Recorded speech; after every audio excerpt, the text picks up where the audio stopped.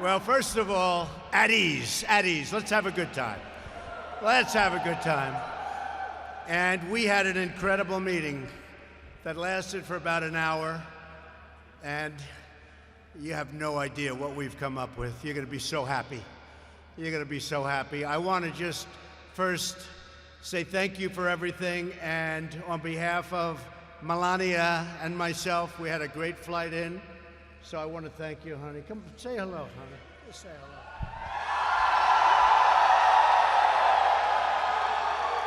I'm very honored to be here tonight. Thank you for your service, for your sacrifice, and keeping us safe and free.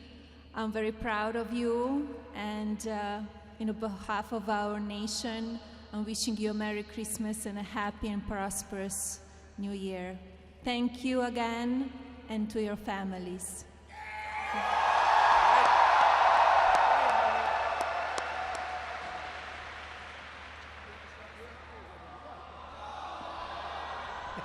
Let's let her make the speech, right? Yeah, she's great. Very popular First Lady and a great person. And I want to thank General LaCamera for the incredible job he's done. And I was just saying we had a meeting with him and some of your great representatives, and we have some ideas that are more than ideas that are going to be just, we like to win. Do we like to win? We're going to win. I want to thank everyone at Al-Assad Air Base, special people. We came in, we felt very safe coming in. It was a pretty difficult journey in certain ways, but we felt very, very good, very safe.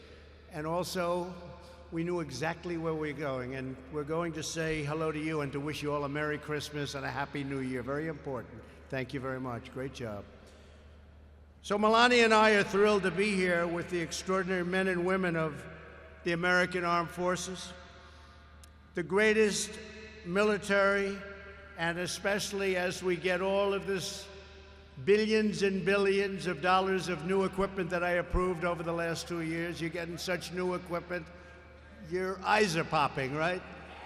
Your eyes are popping. You're getting the best equipment in the world. As you know, it was being very rapidly depleted, and it wasn't good, and we weren't going to let that happen to you or to our country.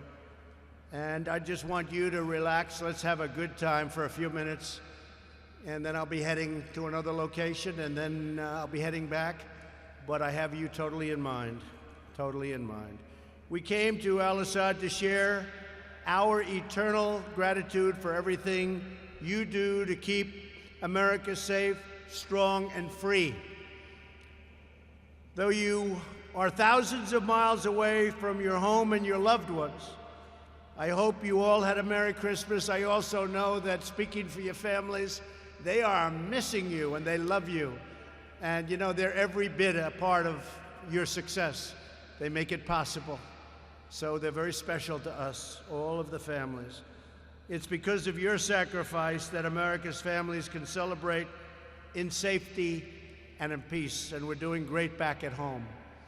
There are many incredible patriots to recognize here right now, and I'd like to start by say a few words for Colonel Michael Maddox. Colonel, thank you very much. Thank you, Colonel. Great job. Thank you, Colonel. No games. I can see, I know people. No games with the Colonel. No games with your general, right? Not a lot of games. It's called, they want to win. I want to thank the 201st Regional Support Group. One that everybody knows of, even back in the States, Task Force Thunder and their Lieutenant Colonel Kent Park.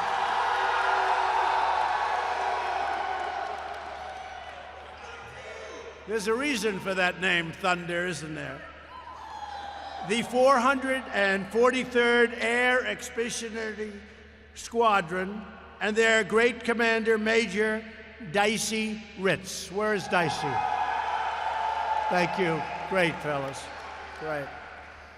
The 1st Expeditionary Rescue Group and their commander, Colonel Michael Gurshard. Where's Michael? Thank you. Thank you, fellas. The 3rd Cavalry Regiment and their commander, Colonel Jonathan Byram. Brigadier General Austin Renforth. Where's Austin? Austin. Thank you, Austin. Thanks, Austin. Everyone at the Special Operations Joint Task Force. Thank you. Where the hell are they? And all personnel who reside at Camp Havoc. You know what that means, Camp Havoc. Also joining us this evening is the U.S. Ambassador to Iraq, Douglas Silliman. Douglas, thank you very much. Great job, Douglas. Great job.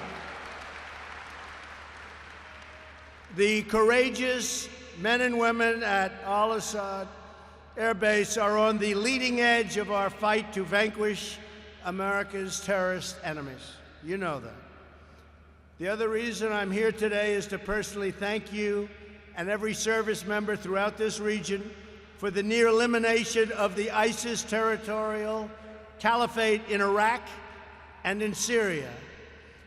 2 years ago, when I became president, they were a very dominant group. They were very dominant. Today, they're not so dominant anymore.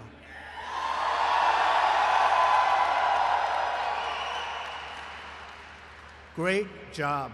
I looked at a map, and 2 years ago, it was a lot of red all over that map. And now you have a couple little spots, and that's happening very quickly. That's happening very quickly. You'll be seeing that. I want to just say great job. And we'll be watching ISIS very closely. We'll be watching them very, very closely. The remnants of ISIS. No enemy on earth can match the awesome strength of American soldiers, sailors, airmen, and Marines. Nobody's even close. And nobody is even close in terms of our equipment. We make the greatest equipment in the world. Whether it's missiles or ships or anything you want to name, we have the greatest in the world. The jet fighters, the new F-35, the super F-18s. We have the greatest fighter jets in the world. We make the greatest equipment in the world. But you strike fear into the hearts of our enemies and bring comfort to all of our allies and those who cherish peace. And we want peace. And the best way to have peace is strength. When we're strong, we're going to have peace. If we're not strong, you know what happens. So we're stronger than ever. And very soon, when it all comes in, when that equipment keeps flowing, it's being made, much of it now, there'll be nobody ever in history that's even close. American and coalition forces have had one military victory after another over the last 2 years against ISIS, including the retaking of both Mosul in Iraq and Raqqa in Syria. We've liberated more than 20,000 square miles of territory. Think of what that is, 20,000 acres is a lot. Think of what 20,000 square miles is. It's a lot. This was all formerly held by ISIS and liberated more than 3 million civilians from ISIS's bloodthirsty control. The men and women stationed at Al-Assad have played a vital role in the military defeat of ISIS in Iraq and in Syria. Because of these gains, our service members in Syria can now return home to their families. Some will come here for a stay, but a lot of them are going to be going back home where they want to be with their families. They've done a fantastic job. Originally, years ago, they came here, and it was supposed to be for 3 to 4 months, and that was a long time ago. That was many years ago. But what a job you have done, what a job they have done. I made it clear from the beginning that our mission in Syria was to strip ISIS of its military strongholds. We're not nation building. Rebuilding Syria will require a political solution And it's a solution that should be paid for by its very rich neighboring countries, not the United States. Let them pay for it, and they will. They will. In fact, Saudi Arabia yesterday, you probably read, stepped up to the plate and has already made a commitment of substantial funds for development. And President Erdogan of Turkey has also agreed to take out any remnants of ISIS, and we'll be working with them. We're going to be working with them. Our presence in Syria was not open-ended and was never intended to be permanent. 8 years ago, we went there for 3 months, and we never left. But now we're doing it right. And we're going to finish it off. 1 year ago, I gave our generals 6 more months in Syria. I said, go ahead, get them. And it turns out it was really a year and a half ago. I said, go get them. We need 6 months. Go get them. Then they said, give us another 6 months. I said, go get them. Then they said, can we have one more, period of 6 months? I said, nope. I said, I gave you a lot of 6 months, and now we're doing it a different way. And we're doing it, and you're doing it, folks. You're doing it. Just the remnants. The men and women who serve are entitled to clear objectives and the confidence that when those objectives are met, they can come home and be with their families. Our objective in Syria was always to retake the territory controlled by ISIS. Some people said we've already retaken 99%. That's a number that comes up a lot. And if you look at the map before and after, it looks like 99%. Now that we have done so, the nations of the region must step up and take more responsibility for their future. And also, they have to confront those remnants of ISIS and take them out very easily, if, after we're totally finished, they're even left at all. There will be a strong, deliberate, and orderly withdrawal of U.S. forces from Syria. Very deliberate, very orderly, while maintaining the U.S. presence in Iraq to prevent an ISIS resurgence and to protect U.S. interests, and also to always watch very closely over any potential reformation of ISIS, and also to watch over Iran. We'll be watching. While American might can defeat terrorist armies on the battlefield, each nation of the world must decide for itself what kind of future it wants to build for its people and what kind of sacrifices they are willing to make for their children. America shouldn't be doing the fighting for every nation on earth, not being reimbursed in many cases at all. If they want us to do the fighting, they also have to pay a price. And sometimes that's also a monetary price. So we're not the suckers of the world. We're no longer the suckers, folks. And people aren't looking at us as suckers. And I love you, folks, because most of you are nodding your head this way. We're respected again as a nation. We're respected again. America is safer and peace is more possible because of the incredible courage and devotion of every patriot here tonight.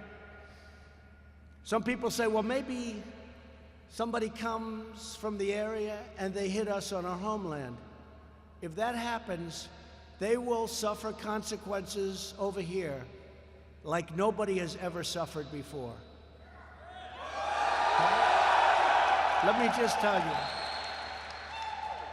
and I hope they hear that loud and clear, and that's not a threat, that's going to be a fact. If anything should happen at all, nobody will ever have suffered the consequences that they will suffer. Just remember I said it. We will honor, you're welcome, you're welcome.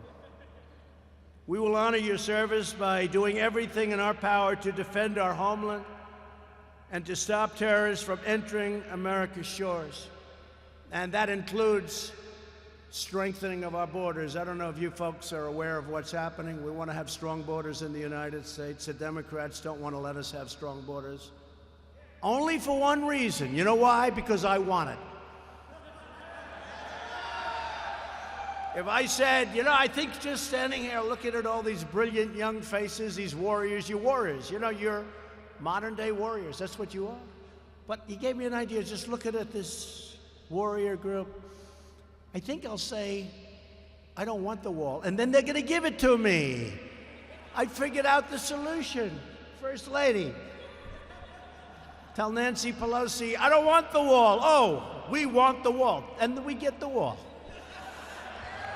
That's another way of doing it. That's another way of doing it. Now, we have to have it. And, you know, not only human trafficking, drugs, illegals, a lot of criminals, bad records. We've seen murderers come in through you saw what happened with the caravan, as we call it, caravan of thousands of people. And by the way, our Border Patrol did an incredible job, and our military did an incredible job, and local law enforcement on the various parts of the border did an incredible job. And those caravans are slowly breaking up, and they're going back where they came from, and they have to come into our country legally. And that's what you're fighting for. You know, when you think about it, you're fighting for borders in other countries. And they don't want to fight the Democrats for the border of our country. Doesn't make a lot of sense. At this sacred time of the year, our thoughts turn to the American heroes who gave their last breath in defense of our country, including the 7 brave souls who perished last March on the Jolly 51 rescue helicopter. You know exactly who we're talking about. Some of you were great friends of theirs. Through their incredible sacrifice, our fallen heroes have achieved immortality. That's what it is. It's immortality. Immortality. They will live forever in the hearts of their countrymen, in your hearts, and in the history of the United States of America. They will live forever. The dignity and glory of the American warrior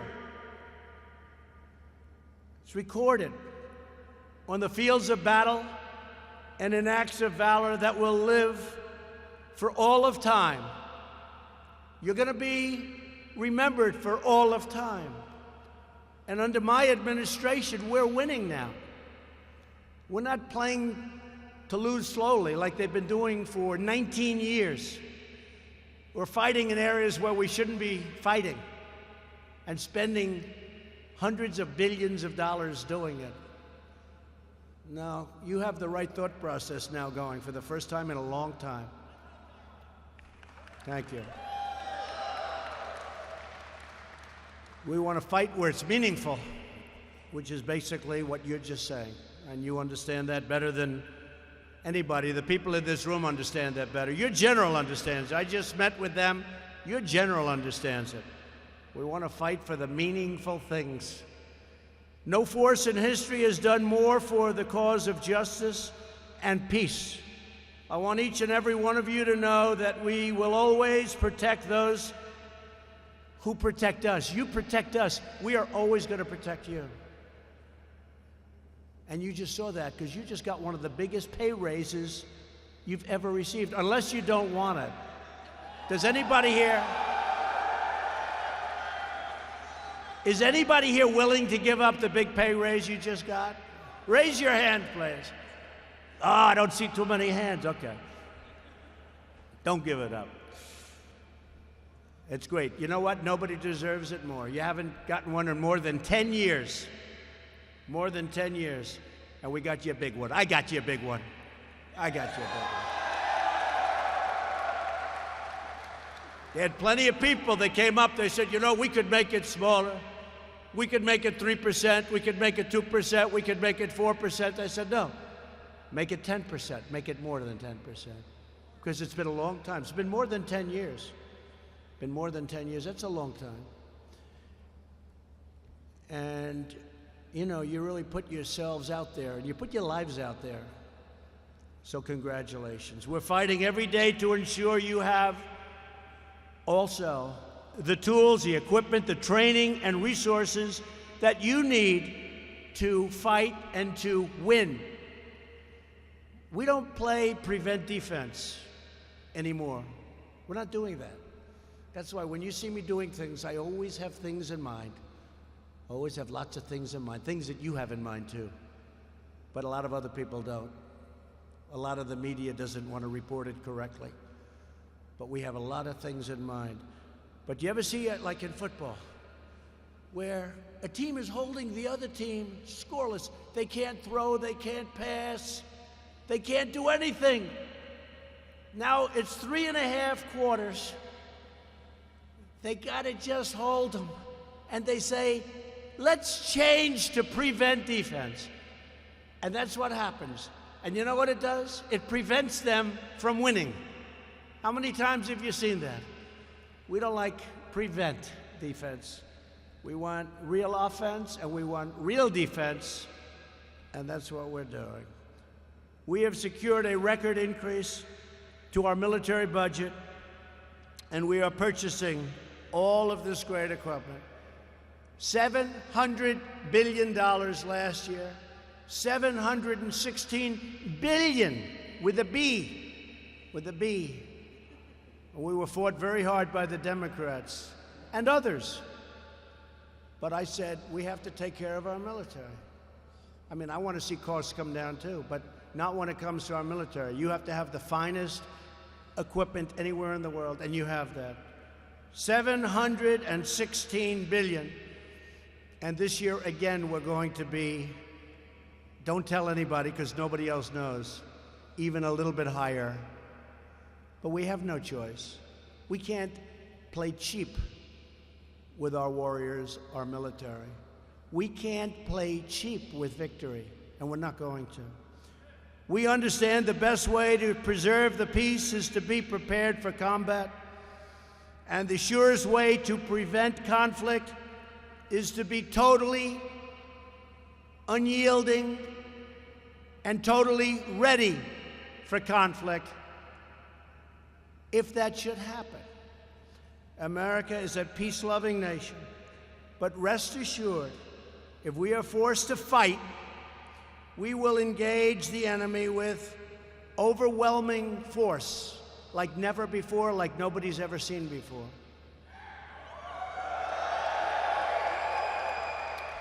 There is no military more capable and now more lethal, more fearless, and more skilled than the United States Armed Forces. Nobody is even close.